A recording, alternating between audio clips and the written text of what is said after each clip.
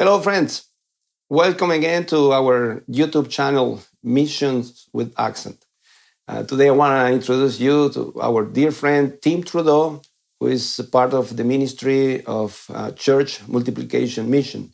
He will tell us about what is the burden that is in our hearts, what is the reason why we need more churches in our area, and also how we can fulfill that purpose. God bless you. Hello, I'm Tim Trudeau with Church Multiplication Mission, and I want to speak with you for a few minutes about the biblical foundation for church planting. I had a mentor whom I loved who was very passionate about church planting, and he believed that the reason for church planting was because new churches were most effective in evangelism. In fact, he had this pretty crazy idea that any church over 10 years old should be closed. And we should always just be starting new churches because as a church became settled and people became comfortable, they lost their passion for reaching the lost with the gospel. As a pastor, I hope that's not true. I pastor a church that's now over 20 years old, and I hope our people still are loving their neighbors and have a vision to bring the gospel to their neighbors, and are reaching out and living the gospel out every day in their workplace or school, and are leading people to Christ and bringing them to the church to be discipled. And I think it is happening in our church to some degree, and I hope in many churches. So I don't think that can be the foundation really for church planting, evangelism, though it's a great goal and end. Really, the motivation comes in the Great Commission, where we're commanded to go and make disciples of all nations, men, women, and children, from every tribe and tongue and language and nation. We're called to go and make disciples by spreading a passion for the knowledge to the glory of God until the knowledge of the glory of God covers the earth as the waters cover the sea. We exist for one purpose: to reach our neighbors and the nations, to exalt Christ, who is worthy of all our praise. But disciples, as we go and fulfill this command, thrive as they're gathered together in relationship with other believers. We are made for community. The Bible doesn't know anything of Christians who exist apart from the Christian community. When someone comes to faith in Christ, they are baptized into the Christian community, as Matthew 28 says, and then they are taught in the Christian community. We're built for relationship, and so the model and mandate for believers is to gather together in relationship. The organism for this relationship is called the church. It's the church where they're taught. It's the church where believers discover and learn to use their gifts and serve. It's the church where they come under the authority of the leaders, the elders, and the discipline of the church. It's where they hear the word preached. It's where they are encouraged and strengthened. It's where they have a vision cast before them to go and make other disciples.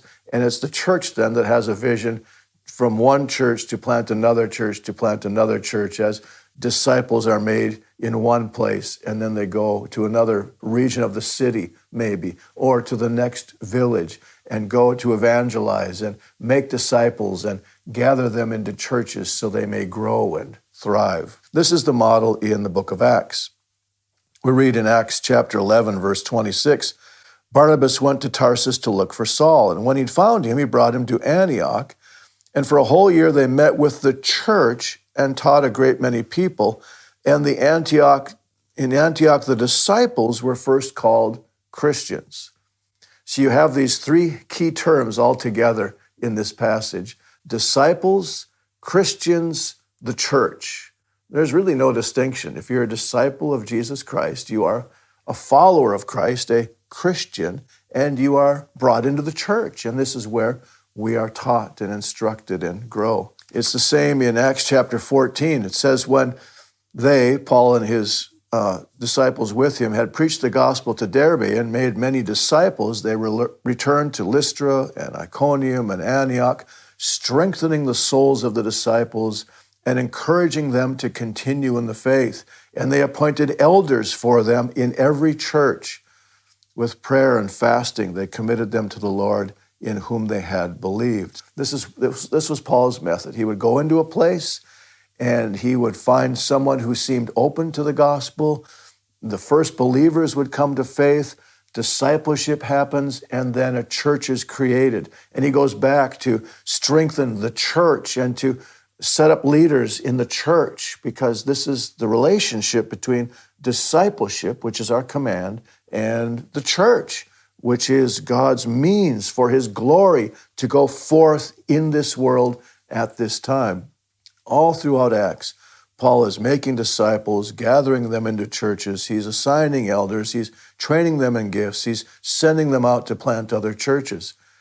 When he comes to return, he doesn't come to disciples as in individuals he visits. He comes to the church where they've been gathered together into one place, into one family. His letters are written to the church in Ephesus, to the church in Colossae.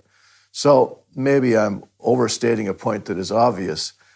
For Paul and for us, the work of disciple making, to which we're commanded, is the work of planting churches where these disciples are gathered and where they thrive.